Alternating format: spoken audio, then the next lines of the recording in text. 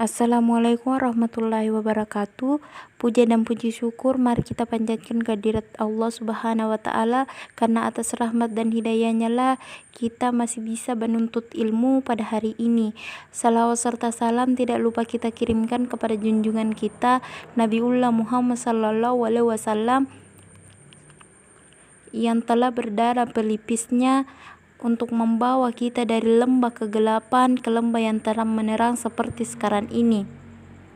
Selanjutnya, rasa hormat dan terima kasih kami ucapkan kepada Bapak Rustan Effendi selaku dosen pengampu mata kuliah pembelajaran akidah akhlak, serta terima kasih kepada teman-teman sekalian yang telah mensupport kami. Adapun pembawa materi pada hari ini yaitu Siti Fatimah dan Annisa Kalsum dengan judul materi Kematian dan Kehidupan di Alam Barzakh. Selanjutnya saya berikan kepada rekan saya Annisa Kalsum untuk menjelaskan materi. Apa itu kematian? Kematian adalah muara akhir dari setiap kehidupan makhluk di dunia. Menurut Al-Quran, kematian merupakan suatu yang pasti terjadi dan tidak dapat dihindari. Ini terjadi pada makhluk yang bernyawa, yakni makhluk yang memiliki ruh dalam jasad atau fisik. Kematian dalam perspektif Al-Quran merupakan putusnya keterikatan ruh dengan badan dalam bentuk yang telah diketahui, disertai pergantian keadaan serta perpindahan dari suatu alam ke alam lainnya. Selanjutnya, apa itu alam barzakh? Kata barzakh berasal dari bahasa Arab. Barzakh berarti batas atau sekat penghalang antara dua benda. Alam barzakh merupakan tempat tinggal antara dunia dan akhirat. Ia lebih banyak menyerupai alam akhirat atau bahkan bisa dikatakan sebagian dari akhirat. Tetapi yang lebih menonjol dan lebih tampak berperan di sana ialah ruh-ruh serta hal-hal yang bersifat rohani. Al-Quran menyebutkan bahwa orang yang sudah meninggal di dunia akan menemui suatu perbatasan antara dunia dan akhirat, antara kematian dan kebangkitan di kemudian hari. Masa itu disebut dengan alam barzakh. Adapun hal-hal yang menyangkut tentang alam barzakh. Yang pertama, ruh dan hal ihwal yang dialami manusia sesudah mati. Setelah mati, manusia akan menuju kehidupan alam kubur. Inilah tempat manusia menanti datangnya kiamat dan hari kebangkitan. Di dalam kubur, keturunan, pangkat, martabat, dan kekayaan seseorang tidaklah berarti. Setiap orang akan diperlakukan berdasarkan amal perbuatan selama di dunia. Yang kedua, malaikat kubur. Ruh akan ditanya oleh kedua malaikat Munkar dan Nakir. Munkar dan Nakir akan menanyakan beberapa hal berikut. Man rabbuka, siapa Tuhanmu? Man nabiyuka, siapa nabimu? Man dinuka, apa agamamu? Yang ketiga, siksa dan nikmat kubur. Kehidupan alam barzakh adalah kehidupan yang bersifat khusus dan manusia akan diuji di dalamnya.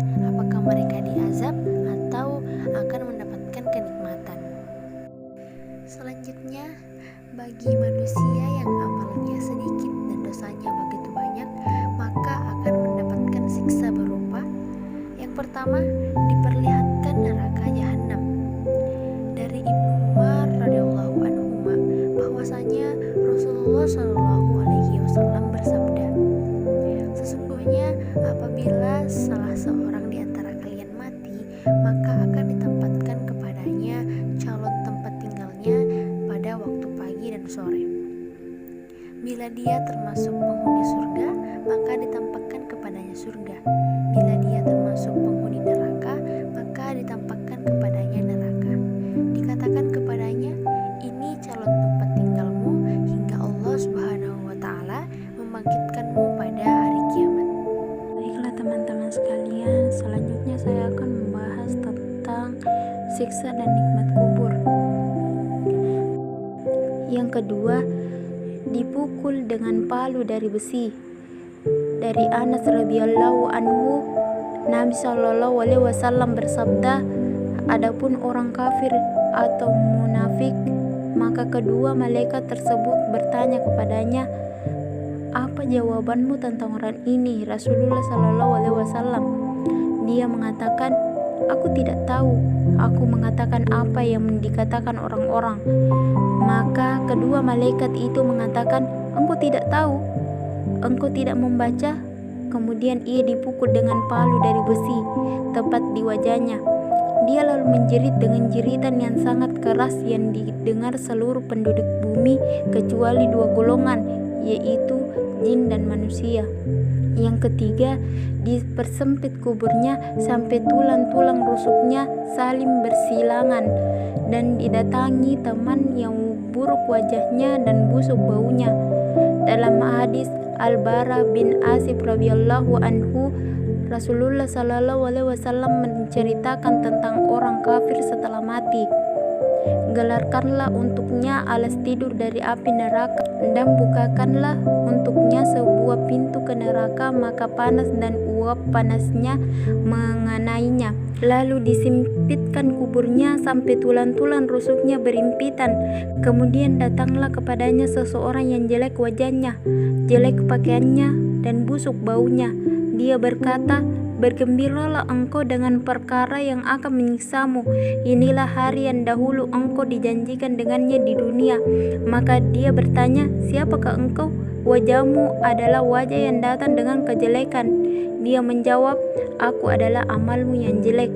Maka dia berkata, wahai Rabbku, jangan engkau datangkan hari kiamat. Hadis riwayat Ahmad, An-Nasai, Ibnu Majah, dan Al-Hakim. Yang keempat, dirobek-robek mulutnya.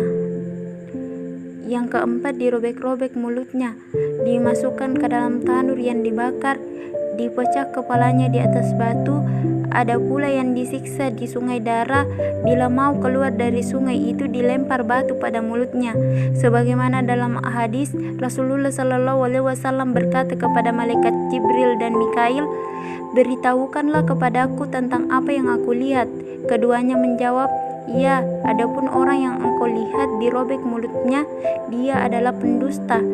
Dia berbicara dengan kedustaan, lalu kedustaan itu dinukil darinya sampai tersebar luas. Maka dia disiksa dengan siksaan tersebut hingga hari kiamat. Adapun orang yang engkau lihat dipecah kepalanya, dia adalah orang yang telah Allah ajari Al-Quran, namun dia tidur malam dan tidak bangun untuk salat malam.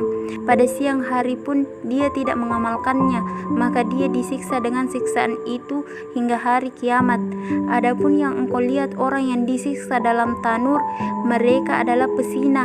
Adapun orang yang engkau lihat disiksa di sungai darah, dia adalah orang yang makan harta dari hasil riba. Hadis riwayat Al-Bukhari nomor 1386 dari Jundub bin Samurah radhiyallahu anhu. Yang kelima, dicabik-cabik ular yang besar dan ganas. Sebagaimana Rasulullah Shallallahu Alaihi Wasallam bersabda, tiba-tiba aku melihat para wanita yang payudara mereka dicabik-cabik ular yang ganas. Maka aku bertanya, kenapa mereka? Malaikat menjawab, mereka adalah para wanita yang tidak mau menyusui anak-anaknya tanpa alasan yang syar'i. Hadis riwayat Al-Hakim Asy-Syaibil radhiyallahu anhu dalam Al-Jami'us Sahih berkata, ini hadis sahih dari Abu Umamah Al-Bahili radhiyallahu anhu. Baiklah teman-teman sekalian, selanjutnya tentang nikmat alam barzakh. Bagi manusia yang semasa hidupnya beramal saleh, patuh kepada perintah Allah Subhanahu wa Ta'ala, maka dibukakan baginya pintu surga. Lalu dikatakan kepadanya, ini tempat tinggalmu di surga dan segala yang Allah siapkan untukmu. Ia bertambah senang dan gembira. Kemudian dibukakan pintu neraka dan dikatakan, itu adalah tempat tinggalmu dan segala yang telah Allah siapkan untukmu jika kamu mendurhakainya. Ia bertambah senang dan gembira. Kemudian kuburnya diluaskan seluas 70 hasta dan diterangi cahaya.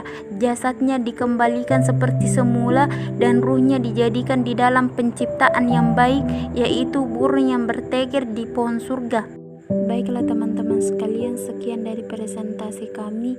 Yang baiknya, yang benarnya datang dari Allah Subhanahu wa Ta'ala yang pemilik hari kemudian, dan yang salah khilaf datangnya dari kami sebagai manusia biasa. Akhirul kalam, assalamualaikum warahmatullahi wabarakatuh.